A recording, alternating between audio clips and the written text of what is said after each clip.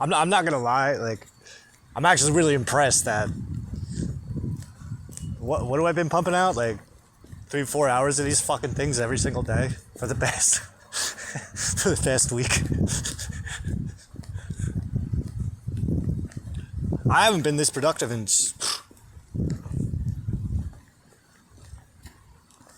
well, no, I don't want to say that. I don't want to say I haven't been this productive. I mean, the past 5 years have been fucking non-stop. That's for sure.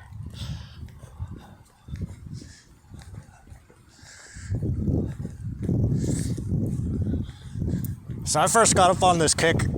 Ow. These undies gotta go. Hugo Boss undies. I don't know if I got them too small or what. Make my butt itch.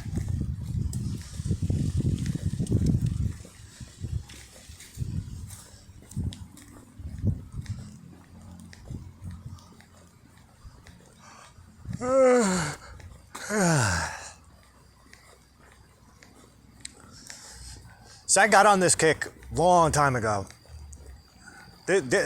Right now, what you're watching is just the evolution.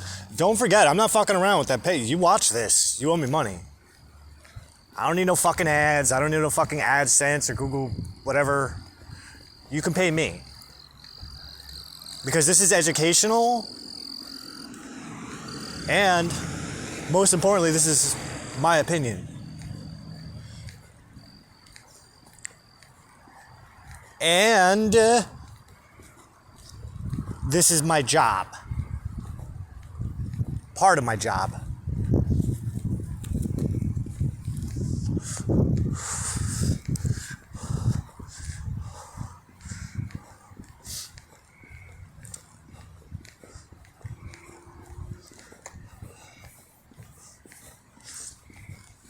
But let me tell you, let me talk about me for a change. Because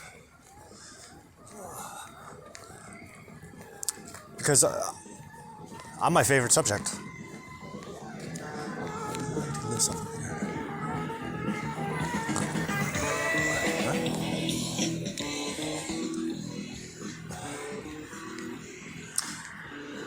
Well, it all started in October of 2017 when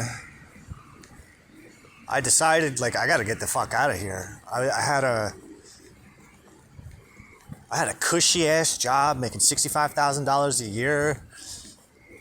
I was a digital print technician / graphic manager, production manager for a vending truck manufacturer in New Jersey called Vending Trucks Inc., where they make all manner of custom food trucks. Not all of them make food, believe it or not. We did work all around the world. Well, they did work around the world before I got there, but they started off as a client when I was at One Stop Wraps, which is based out of Lakewood, New Jersey. But during my time, I mean, that was my account, the vending trucks. I managed it. So when they told us that they were gonna do all of their own graphic work in-house and installations, we were like, fuck. This was a huge fucking client. This is a $200,000 client. This is going to be a problem. So what do? Well, here's what I'm going to do. I don't like working for you anymore. So when I go drop this truck off, I'm going to go see if I can manipulate this situation to work in my favor.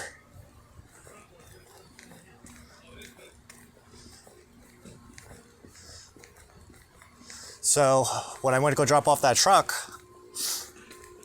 that we were wrapping for them, I went to go see my friend who's a sales guy. This way we can do a review. You don't just drop them shits off and walk away. It's not like in the commercial vehicle wrap industry, it's important that you have the client give a once over before they sign over, just in case they find something that you missed, a mistake or anything. And these people are selling these trucks out for over $100,000 each.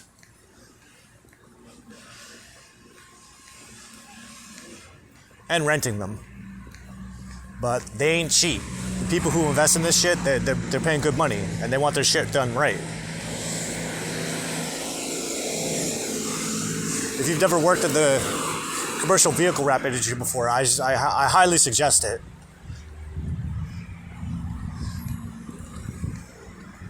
It's different. But so is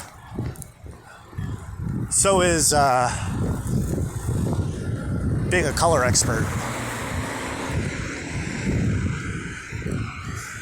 Because that's what I did for 13 years was, well, about 80% of 13 years was color management.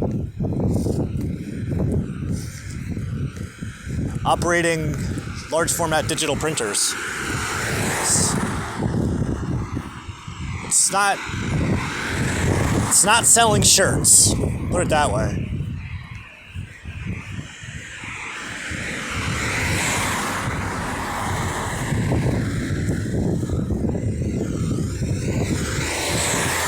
But it does require a firm understanding of color theory, or at least a working understanding of color theory. I mean, you can't go into a job that relies solely on the 4-color process with a 3-color mentality, 3-color process mentality. Don't work like that. But that's where the challenge really comes into play, because the designers, the digital designers, they're working off of RGB.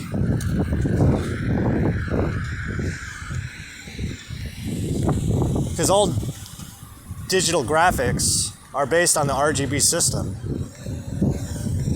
On the flip side of that, though, all printed material is reliant on RGB. I'm sorry, the 4-color process, CMYK. That right there, see 7-Eleven? See the sign? That's a printed sign. What are the colors? Orange, green, and red. Believe it or not, those colors you see, they don't exist. It's an optical illusion.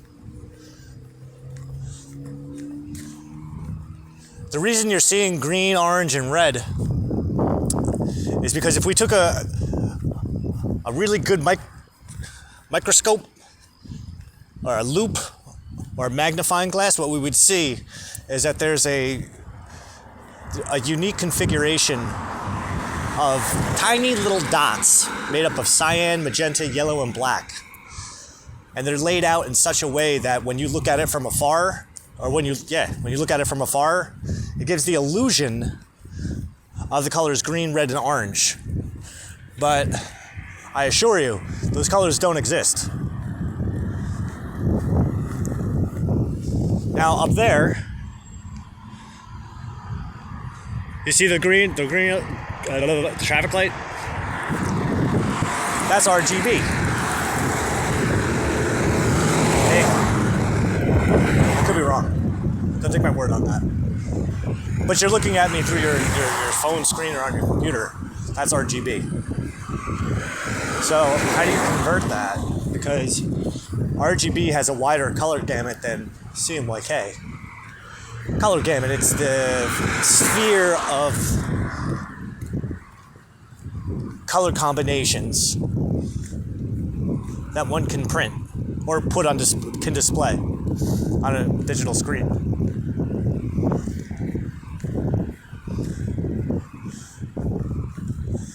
RGB has a wider range of color combinations than CMYK does because again, in the printing process, those colors don't exist. There's some more. See all that green in the TD? That doesn't exist. It's all in your head. You walk over there, and we look at the print with a magnifying glass or a loupe. What you see is the aforementioned dots in the previously mentioned colors. It's cool. It's all about brain manipulation. But that process is very limited in the color range that it can accomplish.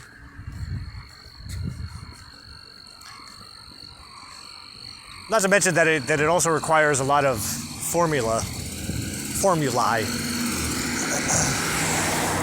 Because a company like that, like TD Bank, that color is very specific. What happened was, when they were designing that logo, whenever the hell it was where they first were designing the TD Bank logos, somebody had to pull out a Pantone book. Pantone kind of like is the standard for industrial color. Paints, print.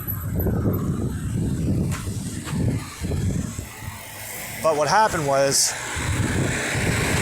some folks that work in corporate, they had to approve that color. And they probably had a few other different options that they could have chose from, but they chose that specific green for a reason. Why? Can you think of anything else green that's associated with banks? Dollar signs. We're now accepting Cash App. $sign Toksik66.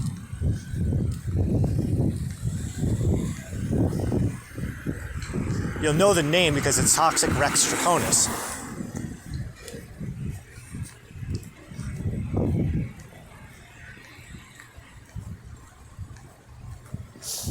Receipts available upon request, by the way.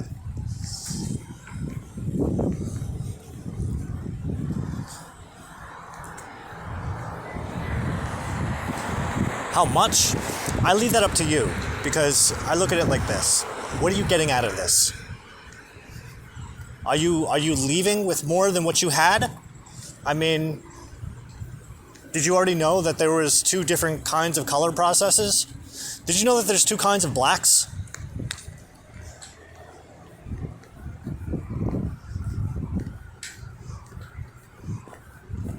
In this universe right now, there's 2 different degrees of black. There's subtractive black, and then there's additive black. Do you know the difference? Allow me to teach you something else. Subtractive black is the black that exists, that only exists because of the absence of all color. Or light. The absence of light. There's another form of black. Additive black, which is the combination of all colors, an oversaturation of all colors.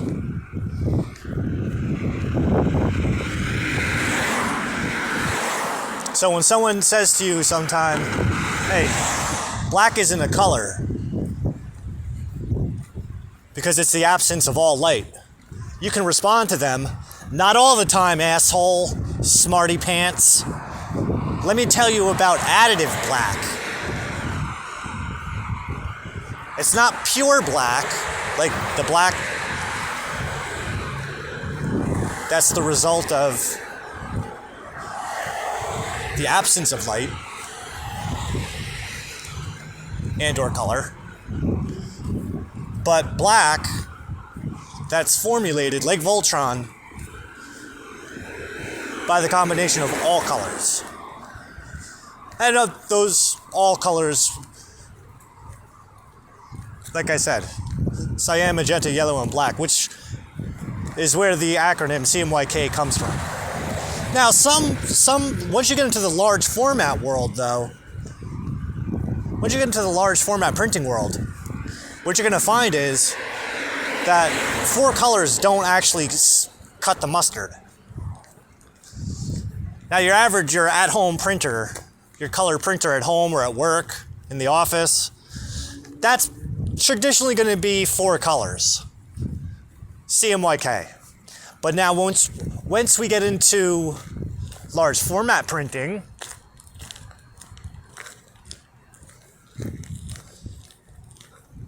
and we're dealing with larger media, we're kind of in a rock and a hard place. Not that we can't do it with 4 colors, but it's going to look like shit. For a crisper, photorealistic image print, you need to add 2 additional colors, just for that little bit of pop. And it's not just arbitrary colors that we're adding either. It's a very specific combination. What we're adding to the mix is light cyan and light magenta.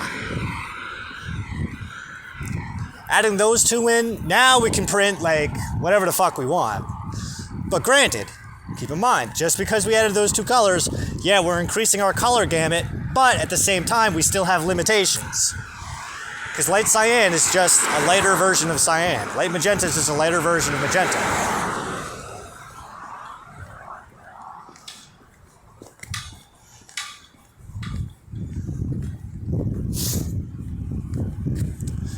Now, once we expand out of that, because right now, what we're talking about are dye-based inks and UV-based inks, which are 2 different monsters, by the way. A dye-based ink, you need to let that bitch dry, especially depending on the media that you're using. If you're doing a reflective graphic, as in one that reflects light off of it, a not see-through, once you're done printing, you're good. That media is usually, it just sucks that ink up and dries it right on the spot.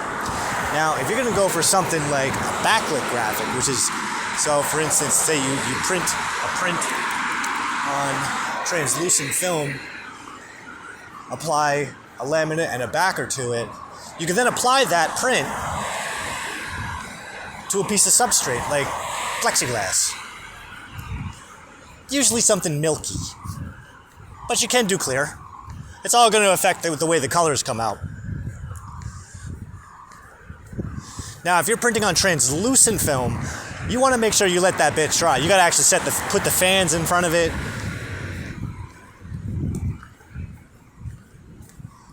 This way it dries and it doesn't stick to itself, which can happen depending on the colors that you're printing. Let's say you're printing a very rich black. That needs to dry before it rolls around, comes back around, because the way the printer works is it feeds out the paper and the paper's then caught on a reel. That reel then rolls it up. And if you have wet black ink or any kind of wet ink as it rolls around itself, it's going to stick and you're going to fuck your prints up. And depending on the size of the run, let's say you're running 70 feet. You fuck up 70 feet, you just fucked up a whole roll of material. That shit ain't cheap, depending on the company that you're working with. I mean, that's why if you're going to get into the graphic industry, it's very wise to build a good rapport with the distributors.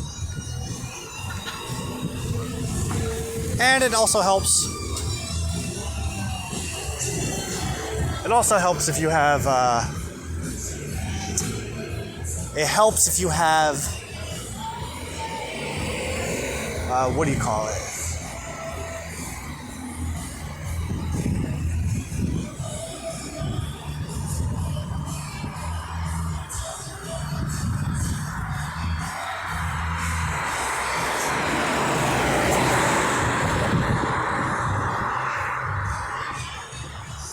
It also helps if you have a high volume shop, because the more material that you buy, the better of a discount you're going to get for it. Distributors they're pretty cool. I mean, if you spend these guys are working off commission, so the more you buy, the better their check looks. So of course, they want you buying as much as you can.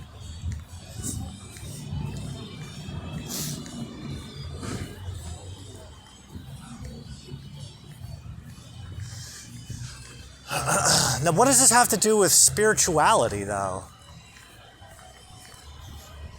I don't know. Read between the lines. take something away from it.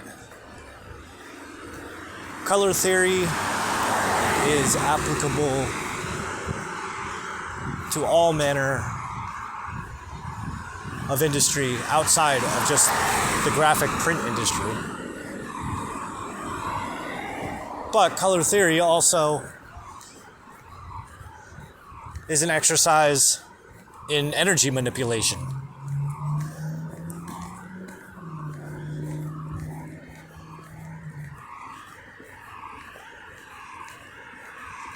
Because you're manipulating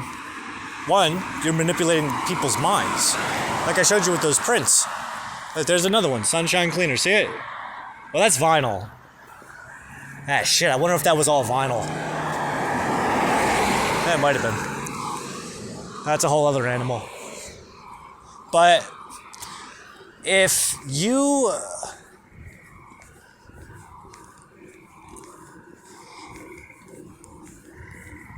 I don't know, but let's think about it. Like, what good is knowing that?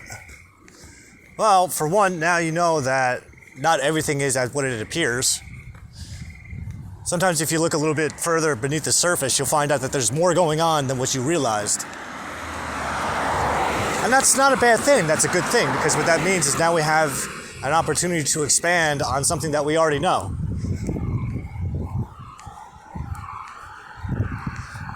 Now, every time we see a printed piece, be it a magazine or a photograph, or even, well, a photograph, depending on how the photograph is made. If it was printed, then.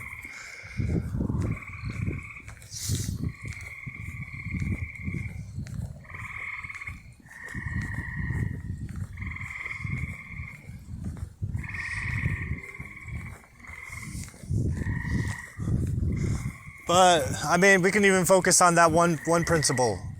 Look beneath the surface, and you'll see shit that you didn't even realize was there. Look at everything. Grab something. Anything you like. Go grab your favorite thing. And really look at it. Go, what the hell's going on inside that thing? What's going on beneath the surface in there? Not that we want to judge it, but because we want to better understand it. Because if you better understand it, then you can better work with it. But I think another valuable lesson is, like I was saying with the printed material, you look at it, you're seeing that color, but it ain't there. Sorry. It's in your head. You're only seeing what I, the printer, want you to see. Which is a little bit scary now. Because what if we were putting secret messages mixed in there and you didn't even realize it? Secret messages that were only going to speak to your subconscious mind and plant little tiny seeds.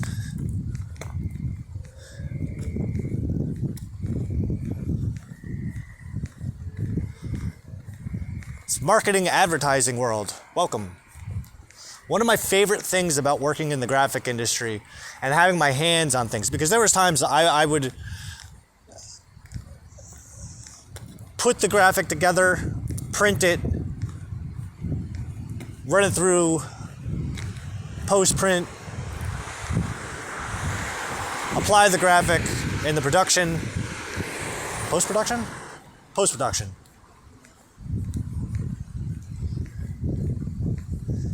And ship that shit out. My hands would be on it the entire time. But now, what's going through my mind is, there's going to be people who touch that thing. There's going to be people who are influenced by that thing. The words that are on it, the pictures that are on it. There's going to be doctors that sell drugs, sell that specific drug, because they look at that specific graphic. Some person is going to go to their doctor, and that doctor is going to prescribe them that drug. And it's going to be because of this, and it's going to be because of the graphic that I just put in the box. Because right before I put it in the box to ship it out to the trade show, I ran it through the laminator and applied it to a substrate. But before I did that, I had to print it. Before that, I had to color match it. Before that, I had to put the files together.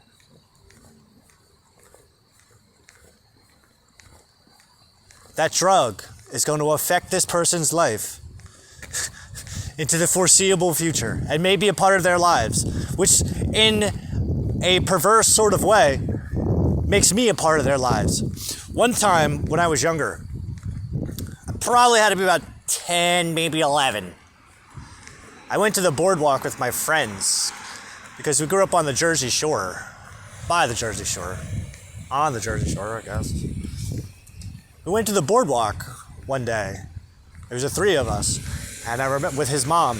And I remember as we were walking, there was this Indian family.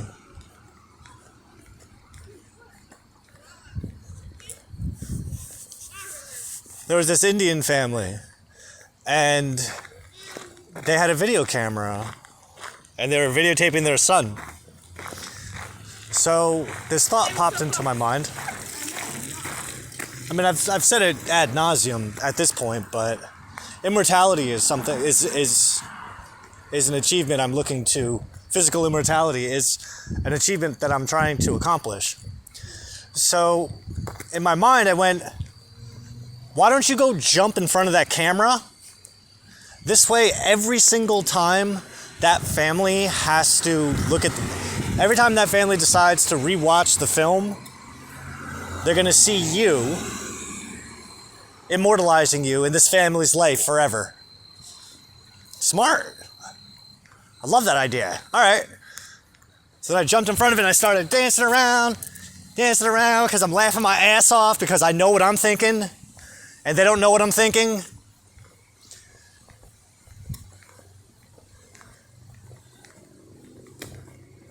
I love that. Even during my raver days, I wasn't a binky raver,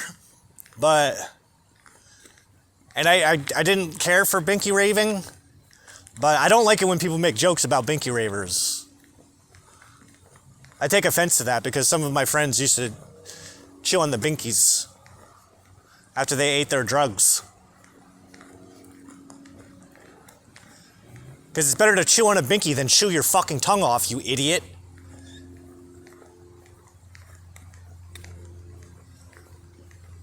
Not to mention that I see that as a disrespect to all of my friends that died during those years, too.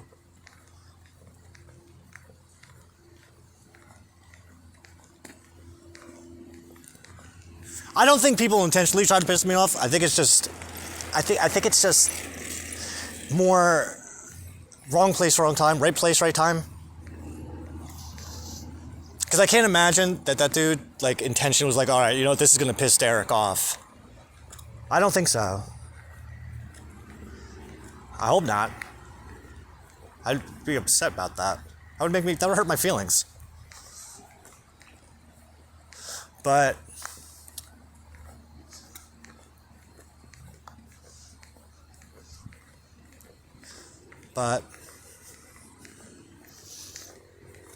I'm sensitive. I take everything personal, even when it's not meant to be personal. I take it personally. It's a defense mechanism. No, it's not a defense mechanism. It's actually the opposite. Whatever the opposite of an offense mechanism. It's an offensive mechanism. Because by taking everything personally, I'm building a thicker skin. I'm building dragon scales. Remember what you are, bastard. Wear it like armor. And then no one will be able to use it to hurt you.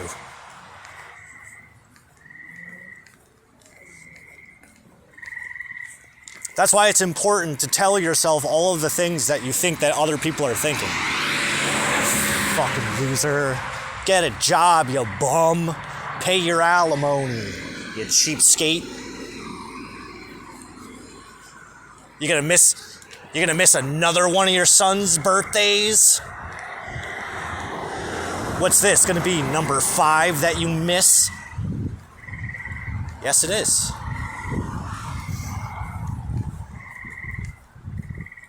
And if someone doesn't say, sorry, Dada, I'm gonna be this number 6 too. He's already forgiven, I just wanna hear it. I'm sorry, son.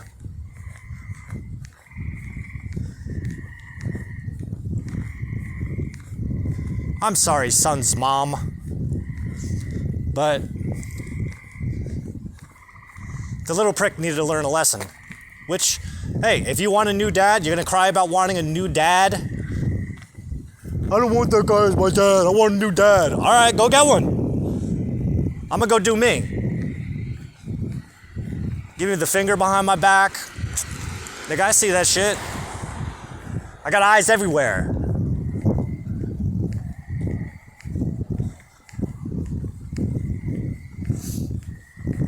And I hear voices that tell me shit before it happens. They didn't tell you that was gonna happen. No, it doesn't always work like that.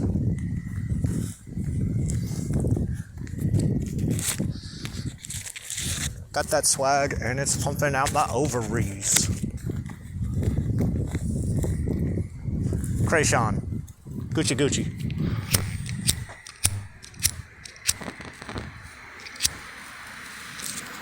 Gucci Gucci, Louis Louis, Fendi Fendi Prada. Them basic bitches wear that shit so I don't even bother.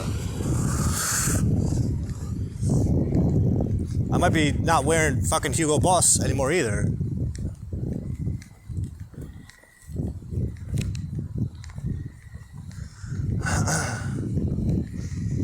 Now it's not about holding grudges. It's not about holding grudges. It's important to forgive the grudges. Like, I forgive my son. I forgive me. I forgive me. I forgive me back then. I forgive his mother. I forgive myself for the way that I treated her. I forgive myself for the way I treated him. I forgive myself for the way that I treated the dog. I'm grateful. I'm grateful for those things. I'm actually proud of it.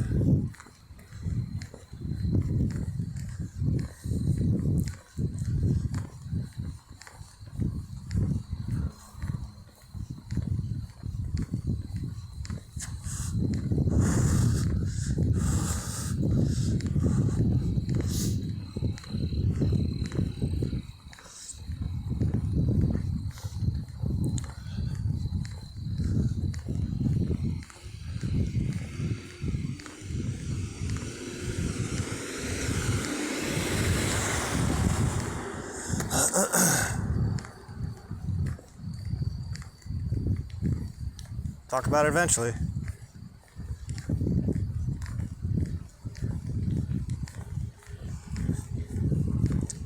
Forgiveness is a tricky thing, though. It stings. Because you don't want to do it. I don't want to forgive anybody. I want to be mad. I want to be pissed off.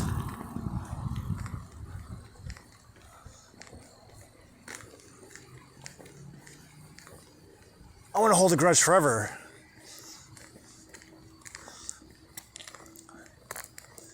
I want to hold a grudge against myself forever.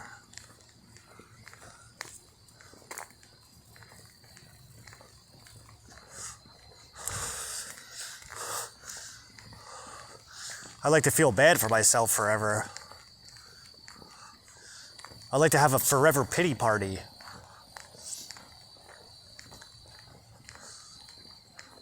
But there comes a point where you have to forgive because, one, was it a learning experience? Oh, hell yeah. Did you learn anything valuable that you can take into the future with you? Oh, hell yeah. Do you recognize what you did wrong? Yes. Yes. Oh, hell yeah. Were you able to transmute your perception of right and wrong based on seeing what you did wrong? Absolutely. Positively. Then you have my blessing. Thank you, Papi. And mine. Thank you, Dada. And mine. Thanks, Auntie.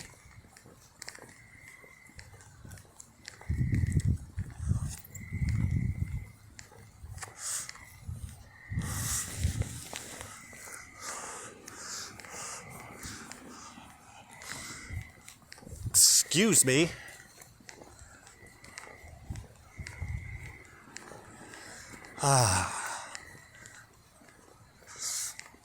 If I'm wrong, please correct me.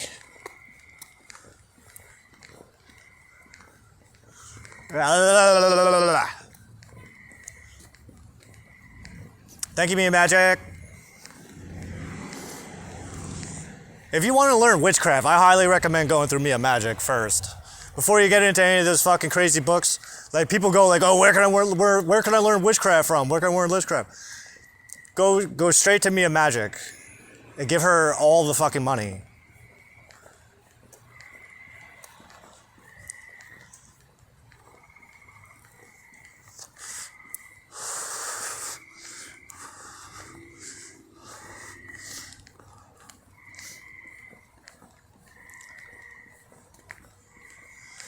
Oh, and ask if you could still donate your tuition to a Redwoods Foundation of your choice. That's what I did. Not every time, but at first I did. One, because I thought fuck it. I like this chick. If she's giving the option, then that means that she knows that money doesn't really... It's not about just the money for her. I can appreciate that. So, considering that some people are going to put a portion, I'll put the whole fucking thing. Fuck it. Because that's a cause I could support.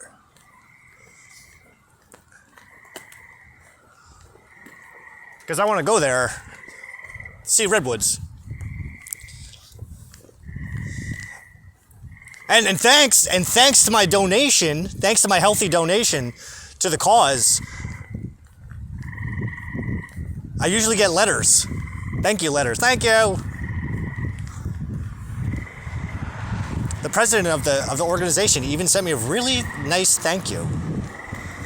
And he put up a placard for my father. But that was for Witch School 1. There was actually 3 levels to it. Then after Witch School 1, it's a 6-week program. It's intense. It's not fucking, you're not just reading. Matter of fact, there's no books involved. It's all practical work.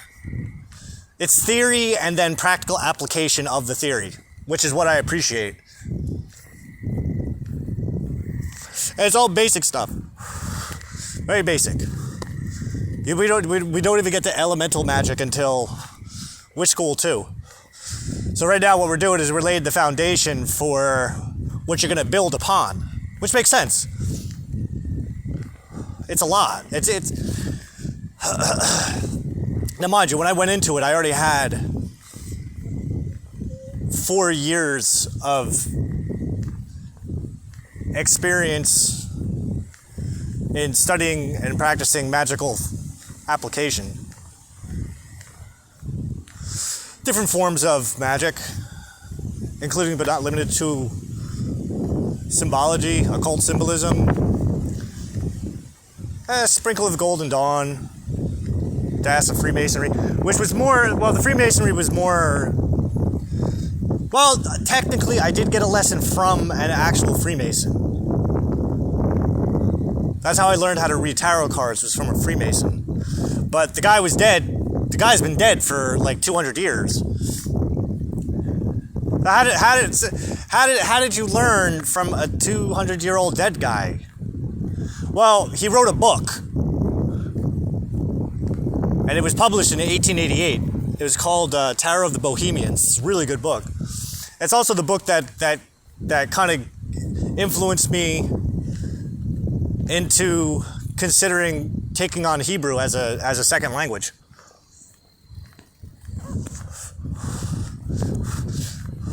Well, I'm sorry, a third, because I was learning how to read tarot cards, which is a language all of itself. But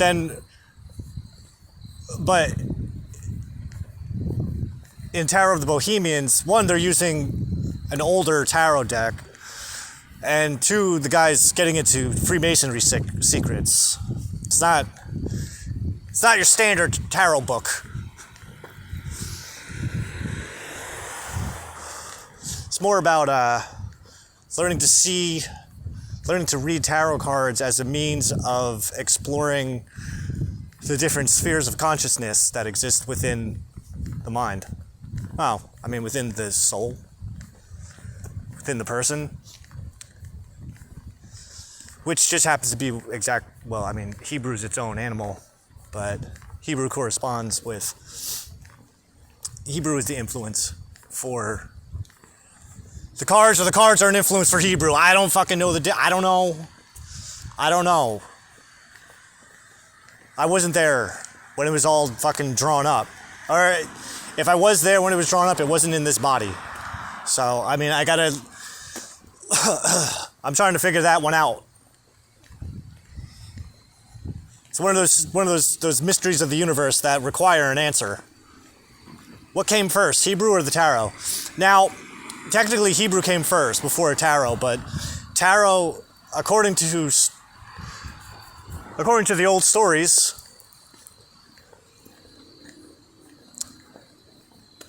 and mind you, Freemasonry isn't the only school of thought that teaches this. There's a lot of other organizations out there that teach magic, that form of magic. Magic like science, because you got to understand, magic is just a science that hasn't been discovered yet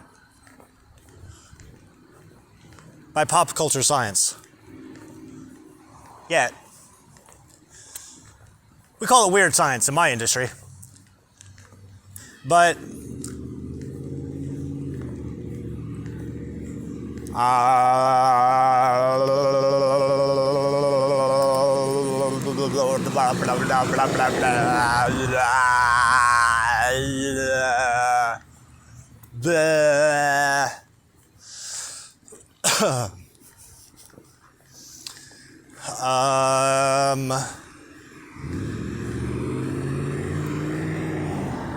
no, it's just because of a Venus return I'm having right now. Which means that Venus returned to the degree that the exact degree from the moment I was born. It's like a different kind of birthday.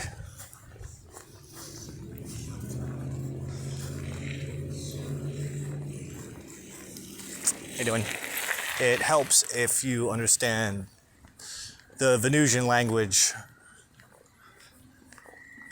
Venetian? Which is the language of Venus. Which isn't like literal words. Like Venus talks through other means.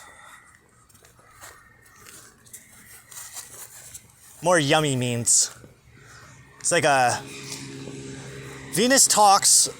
The way to understand Venus in astrology, and your personal astrology, how Venus talks to you is through like a good body high. You know when you have a really delicious drink, or really delicious food, or a really delicious orgasm, or like you're lying in bed and it's just like, oh my God, this is fucking divine. That's Venus going, yo, what's up? Thanks for the offering. Because Venus likes it when you feel that way. Because Venus sends energy and you gotta send energy back. Now all the planets communicate in the same way, but not in the same way. They don't use words to speak. Sometimes they use experiences. They use other people. Sometimes not. Sometimes it's all you. Because you gotta understand, it's operating for everybody all at the same time. Not everybody can see it though. It's one of those things, like if you're not aware, it's like a magic trick. It's like any kind of magic trick. You don't know what's going on. It's just, the fuck that rabbit come from? How did he pull a quarter from behind my ear? What? I didn't even know there was a quarter there to begin with. Well, now you do. Now you know that you have a fucking bank of quarters behind your ear, and that I can pull your nose off just as easily as that, and then put it back on for you just as quick. You didn't know that your nose was detachable. Well, now you do. So now you know that if someone comes reaching for your face, they might try to extract your nose again, and then now you can go, no, you're not touching my nose, it's staying right where the fuck it is. Sorry. And those quarters behind my ear, they're mine. They're not mine. They belong to my company, my entity.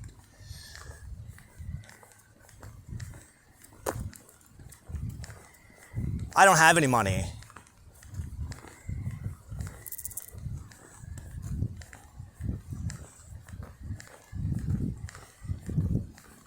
God. Sorry. It's not true. I mean, I think I got enough money for the rest of the month. Which is why, like, you gotta pay. Like, that's just it. Like, this, like I said, I gotta get paid from somewhere. My company isn't making any money to pay me with. So, and think of it like this, you're not even paying me, you're paying my company. Which is why receipts are available upon request. So that's why I send all your money to Toksik66 on Cash App. You just go ahead and do that whenever. And now, just to clarify, because I did this on Facebook too, I had to clarify this because I feel it's important. I know I didn't really mention it up in the beginning, but I mentioned this like videos ago. Like, I can't be constantly just fucking telling people the same shit over and over again. Like I told the vice president of the last company I worked with, I don't like to repeat my fucking self. I said it once, I don't need to say it again. You heard me, you remember what I said. If you had questions, you would have fucking asked when you had the opportunity. It's not one of those things where it's like, oh, well, you know, I didn't know. Well, you had all the opportunity in the world to say something. And I know it goes both ways, but I mean, I'm not holding a fucking gun to your head. I'm running this off the trust system. That every video from now on that you watch, you're going to pay. And it's not like I'm throwing a flat dollar sign at you. No, you give what you want, what you think it deserves. That's it. You're gonna sit through the whole goddamn thing? You're gonna sit here for the whole fucking hour? Are you still watching this? Are you the same person that hit the play button before? Or somebody new? Are you the first person that's watching this, or are you the last person that's watching this? Are you even watching this? Because if you are, we now have a deal. We had a deal as soon as you hit the play button.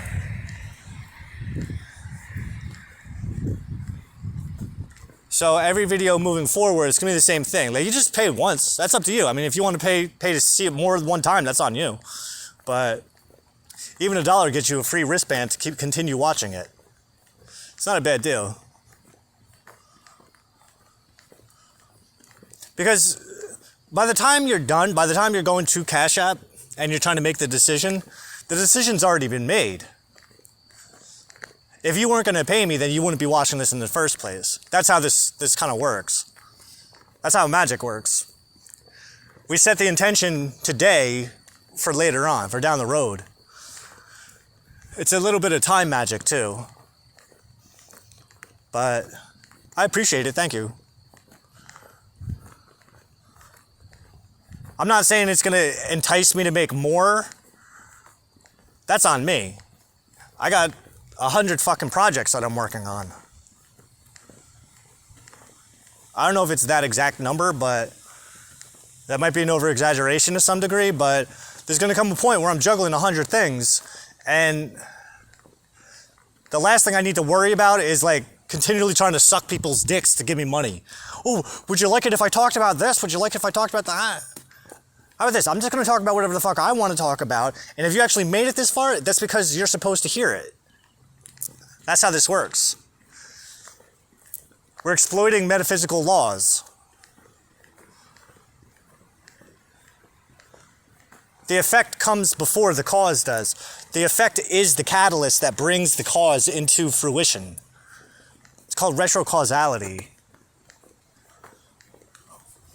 In the quantum theory world, I mean, there's overlap between quantum physics and metaphysics. There's a lot. But I gotta imagine they already know that. They're just kind of slowly drip feeding you. Because by the time, because they're taking advantage of it just as much as I am, but they're taking advantage of it a different way. They're taking advantage of it in a way to manipulate you into becoming who they want you to be. I'm taking advantage of it to manipulate you into turning me into what I want to be. Well, no. Yes. Yes and no.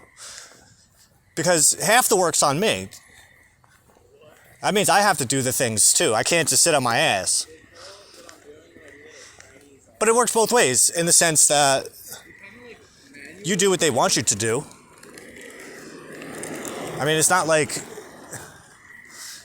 anyone's holding a gun to your head to pay your mortgage. You know what I mean? Or your car payment. You can stop anytime you want. Like, you don't have to do those things. But you choose to. You think you choose to. The choice has already been made for you.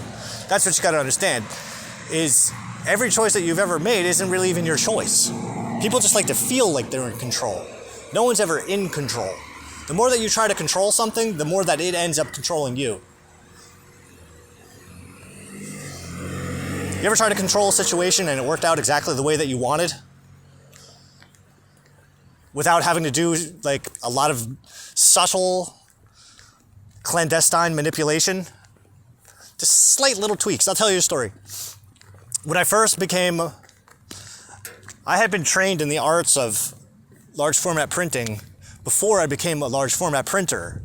At the first firm that I worked for, it was called Impact Unlimited. Now it's called Impact RX. But our main source of financial nutrition came from pharmaceutical trade shows. We manufactured trade booths for pharmaceutical trade shows. That operated all over the fucking world. That was an amazing experience. That was not like any other job. That's not like going to fucking Hugo Boss and doing part-time sales. That's something else. This is a career. This is like a lifestyle. During a busy season, you're getting, which is half the year, not consecutive. There's 4 quarters in the year. It goes slow season, slow season, busy season.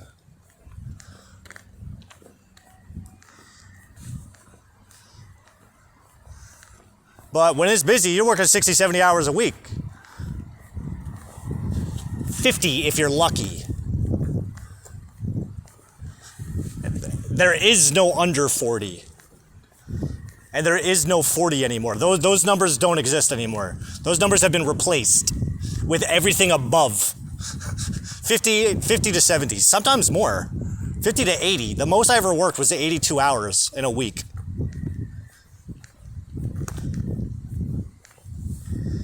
That's why what I did at Hugo Boss, when I worked like 21 days straight, that wasn't shit. I was only working 6 to 7 hours a day. Easy. Try working fucking 10 to 14 a day for an entire week straight. Try that one.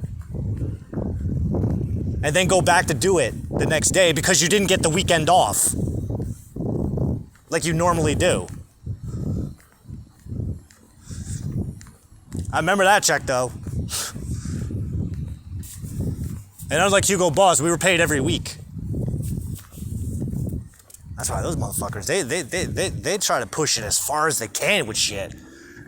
I thought that in my head too. It's like every 2 weeks, this company is notorious, and they say it right in the training too. Like they do their best to follow all local laws, depending on what country they're in, to the minimum, to the bare minimum.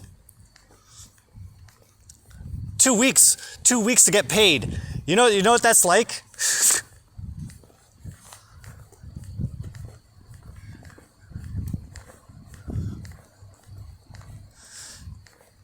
Now, if the option, if for some reason the United States or New Jersey decided, well, you know what, you can pay him 3 weeks, every 3 weeks, they would hop on that shit in a fucking second. Those cheap motherfuckers.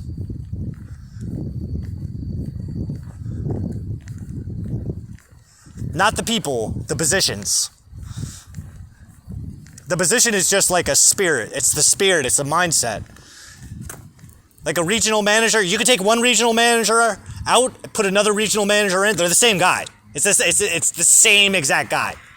Maybe a little bit different, because different personalities, but for the most part, you got the same guy doing the same shit because he's answering to the same people that the last fucking guy answered to, and those guys are assholes. And he doesn't want to deal with them no more than you want to deal with them. Because the higher up the vampire chain, because the spirits that possess the titles, the badge, the name tags, the name tag, literally the spirit behind the name tag, what those things represent are demons. Those are demons. Now we can get into the whole metaphysics of business because it's actually pretty interesting when you break it down into how a business entity is really just a what's called an egregore. Now an egregore is a collective hive mind that's composed of all of the individual minds inside of it. So pick your favorite job. McDonald's, right? So the actual entity that is McDonald's, not the buildings, not the burgers, but the spirit of the company itself. It has a mind of its own. That's why when you go clock into work, you're focused on what it is. That job possesses you. It's like you're possessed by a demon that's sole focus is just to get the work done. Just enough to keep the manager off your ass and hopefully get you a fucking raise. If the company's giving you raises at that particular time.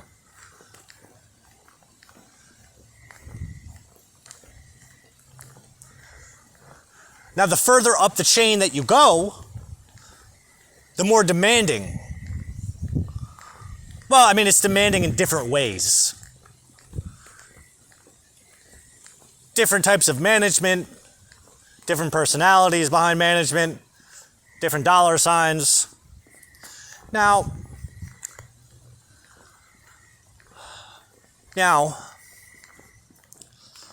what we're building is kind of a bit of a hierarchy here. Like if you look like an ant hive, for instance, right? Colony insects, hive insects, there's usually a chain of command. There is the workers, there's the soldiers, there's the royal guard, and typically a queen. I don't know if there's ever a king, I would imagine. That in some insect hives, there's got to be a king. But we're talking about insects right now.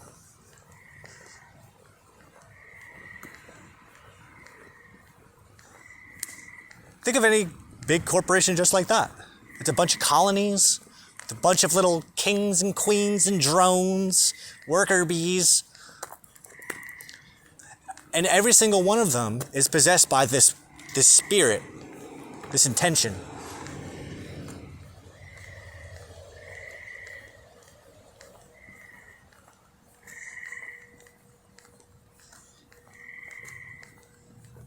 Oh, my brain's telling me I did something wrong. God damn it. And the fucked up part is, it's gonna be held over my head, and like I'm gonna be rushed for answers. And I need time to analyze it, but they're gonna want answers faster than I can analyze things, so that I can't get myself out of the naughty list. But, on the bright side, at least now I'm prepared for it. Expect an unexpected call, an unexpected text, with an unexpected question that's going to require almost an immediate answer.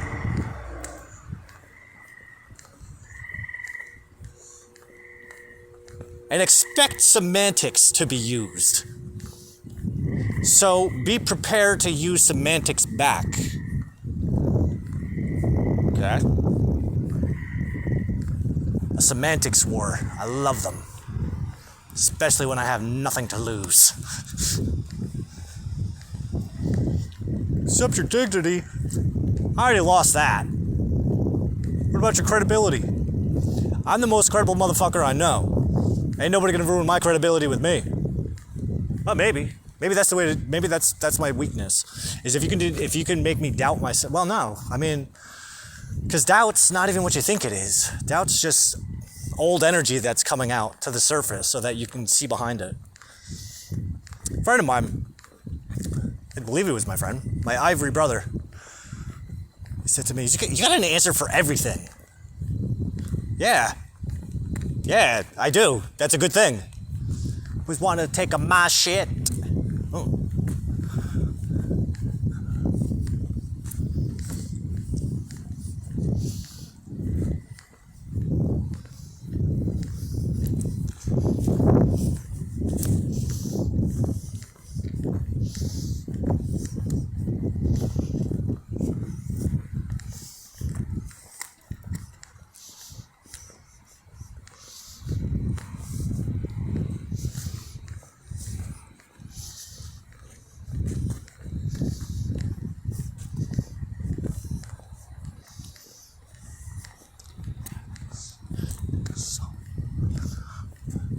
Gonna feel when take yo bitch, nigga.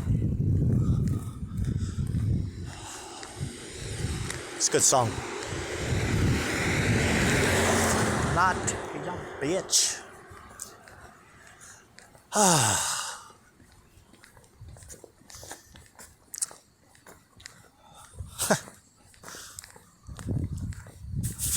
Already been an hour. I need more time. I need a way to expand on the memory of this fucking thing.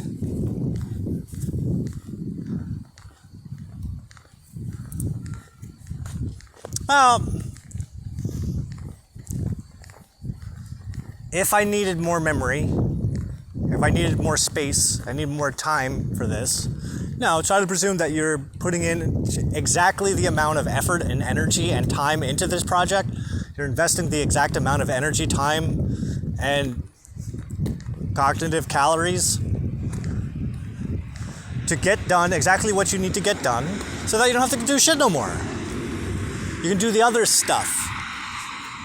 Because once the money thing's taken care of, then it says it's I don't want to say it's smooth sailing, but that's one less thing to fucking worry about. Because the money's not going to let you down. You already know how to work with money. Because now money is... Do you have a financial advisor? Yeah, called money. No, that's not true. Mammon. He's one of the archdemons of hell. Well, is he an archdemon? No, he's more of like he's the CFO of hell.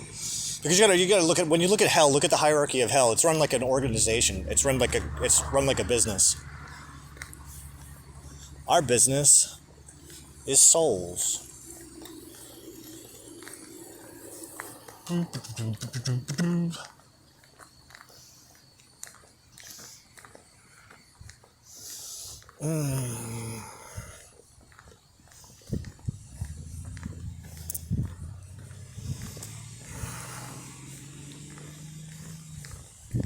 I fucking love Rancid. Out of control.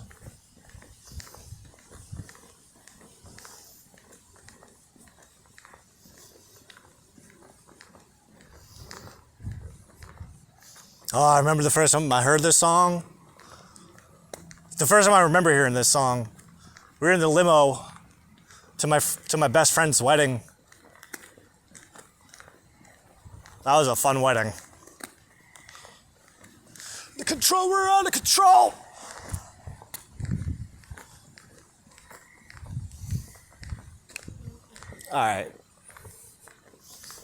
Alright, so when this is done, I got another 20 minutes on the other phone. So I can knock both those out and still make the McDonald's before they fucking close this time. I went to Denny's last night, by the way, if you're keeping track. Which you don't have to pay for everything you've seen so far, but you want to watch anything ever again, you gotta pay. It's nothing personal, it's just business.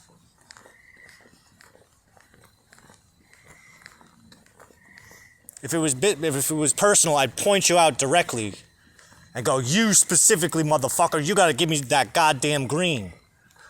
But no, this is a general message to everybody. All of God's children, and Satan's, and sciences. The only ones who get a free pass are the animals. Not the human kind of animals. Those don't count. Corporate entities, business entities, gotta pay.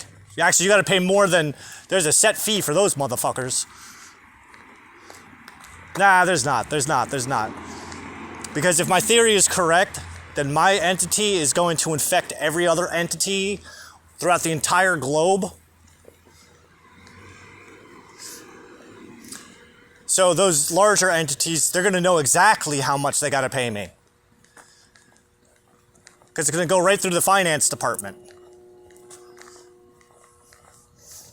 Why? Probably because some idiot from a finance department is going to watch this at some point. Hopefully Hugo Boss. I go, fuck. Kieran, we got a problem.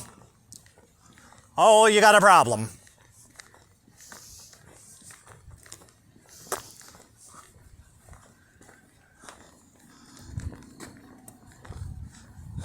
My hope.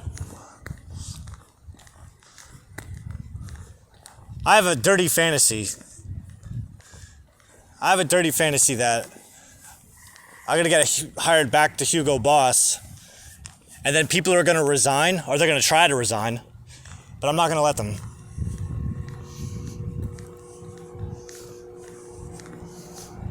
At all.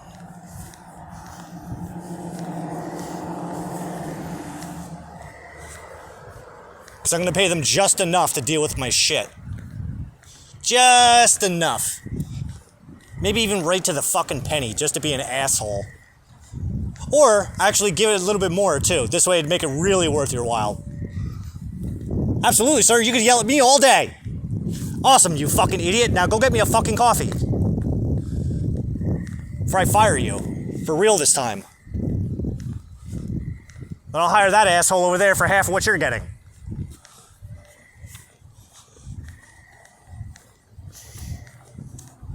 No, $2 more.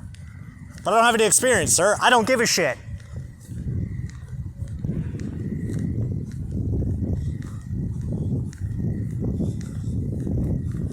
Are you out of your fucking mind?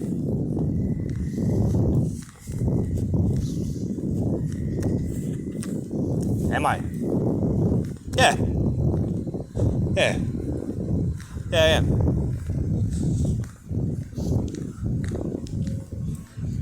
Does your mommy know you're doing this? Not yet.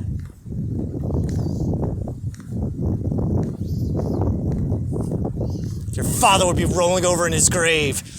He's not in a grave, asshole.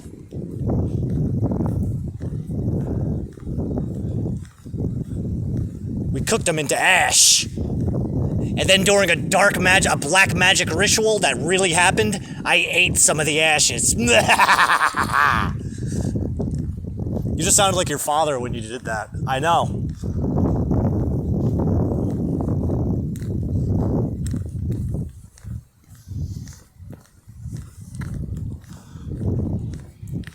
While I was naked in the woods with candles around me and a Ouija board and a magic circle made out of his ashes. Why would you do such a thing? Oh. I don't suggest getting into demonology until you're ready to make some weird sacrifices. And sacrificing parts of yourself. So what I was doing was I was getting rid of the monster inside of me. Now there was another video that I was talking about this experience that I had when my ex-wife was in rehab. I didn't mention that detail, but I just did. But I was going through a really difficult mental and emotional state at that point. So I borrowed a joint from my friend, and I hadn't smoked weed in years. I took about 4 hits off the fucking thing, and I went into fucking... Bye-bye. Bye-bye. Derek went bye-bye. At least just for a little while. I woke up as Derek, but... Oh, it's had a flashback to this time I smoked PCP. Well, technically it was a dippy. I mean... if we're gonna like really split hairs with it. A dippy, what's a dippy? So you smoke dust a couple ways, PCP dust. You smoke it a couple different ways. You either get like the flakes, and then you smoke them shits, or you have the juice itself. You have a vial of the juice, and then you kind of dip a cigarette in it, just like the tip. You just dip the tip, just the tip, and then you kind of suck the juice down and let it soak into all of that the tobacco, and then you pull the filter out, and then you smoke the motherfucker. Now, PCP dust, that's going to take you to a place that you might not want to go to. Oh yeah. Now he's flashing back is what's happening.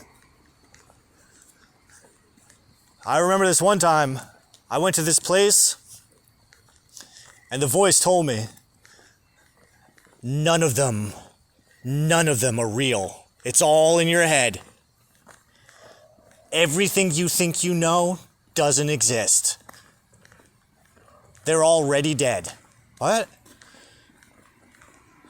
What? What are you saying? Your father isn't real. Nothing is real. It's all made up. Wait, what? What the fuck does that mean? You're not even Derek. What? Wait. Wait. If I'm not Derek, then who the fuck am I? That's just a name that they gave you. It's a mask.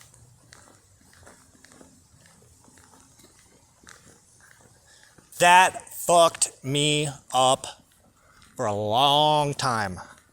Never talked to him, but I mean, I think I tried to talk to people about it, but that was one of those things that had to get buried deep down. Well, that's what you call planting a seed. Was the divine put me in a position that I would smoke drugs that would actually put me in that place where I would be able to have a one-on-one conversation with my soul, who was just informing me that everything I thought I knew about myself was a lie. Because Derek, to be perfectly honest, outside the human world, outside human perception, and I'm not even saying all human perception, but outside human perception, Derek doesn't even exist. There's no such thing. All of these things within human perception, these are set pieces. You are not you. I am not I. Who's toxic? Toxic is what lives behind Derek. Not even behind anymore. In conjunction with. Mr. Toxic and Mr. Demon are like, they're here now. Hi. Not going nowhere. But then again, so is Miss Kitty and Miss Hellfire. Like, they're divine counterparts. Think of it like, think of the ones like twin flames, right? So Miss Kitty would be the twin flame of Mr. Toxic. And kind of the same thing with Miss Hellfire and Mr. Demon, but more like twin black flames. More like serpents. More like a serpent and a dragon. If you've ever seen an Ouroboros, it's the snake that's biting its own tail. There's a variation of that, where it's a serpent biting the tail of a dragon, biting the tail of the serpent.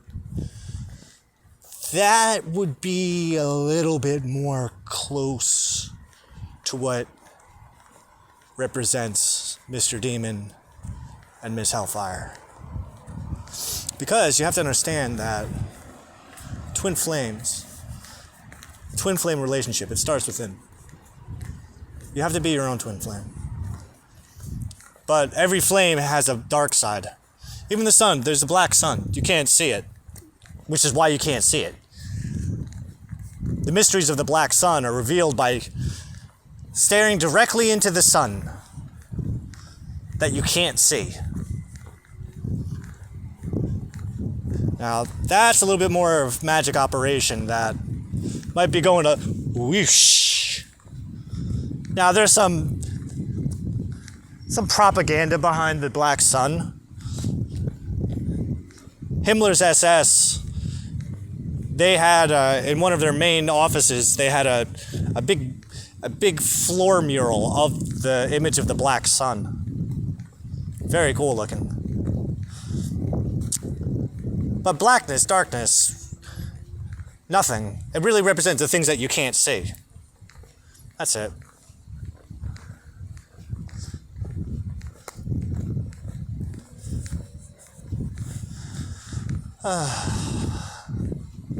You know the sun's a soul factory, by the way?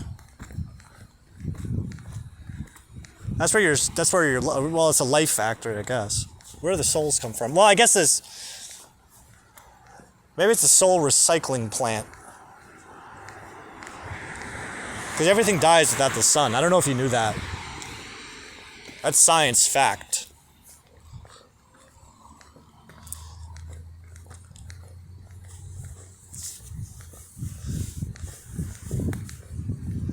But, you know, well, I mean, Himmler's people were into some, like, intense stuff. Nazi Germany had its own version of Freemasonry called the Thules. Thule, Thule. I've heard rumors of what's called the Vril Society as well, VRIIL. Those guys I heard were some wild shit. Channeling aliens. Ancient fucking technology. They had an active search for Thor's hammer. They believed that they would be able to find Thor's hammer as a weapon. Now, that depends on the propaganda, because Thor's hammer is readily available to anyone to grab hold of it. Or was. Skadoosh.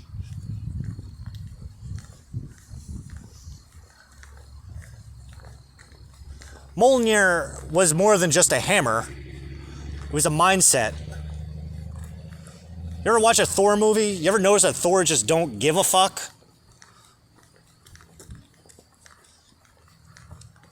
The power, yeah, because it's based on make-believe. Partially. Because it's a reenactment. That hammer is the source of his power, but he does lose the hammer, but yet still maintains the power.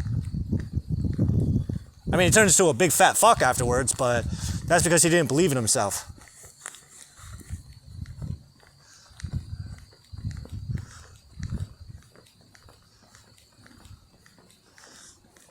Forgot he was Thor.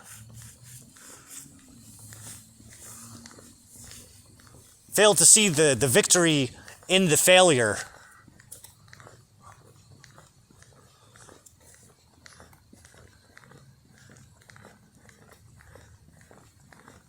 An opportunity for the Avengers to change time itself.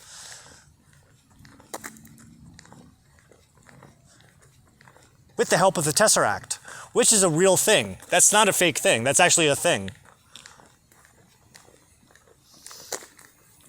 And to some degree, it actually does exactly what it does in the movies. That's pretty interesting. A Tesseract is a 4-dimensional hypercube. It doesn't exist. It doesn't exist in 3-dimensional space.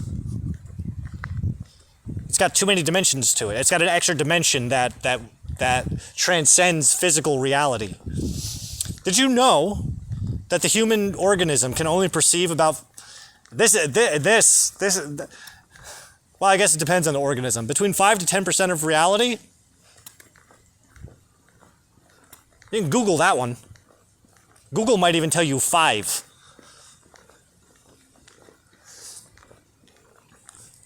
And the whole myth about the brain, too, because I know you're wondering that. I can hear that question. What about the brain?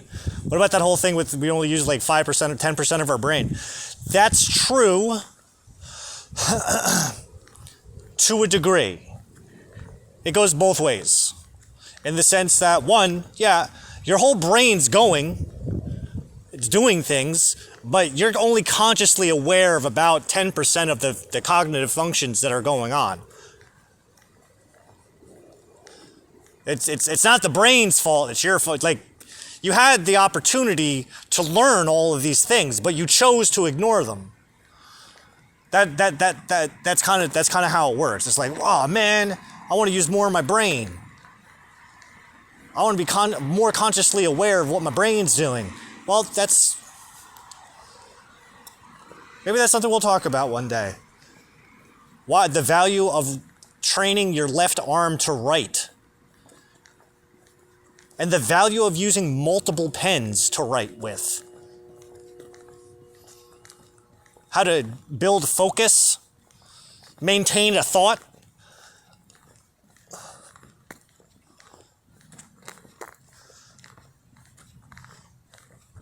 And not be a complete and utter ungrateful piece of shit to the universe that you live in.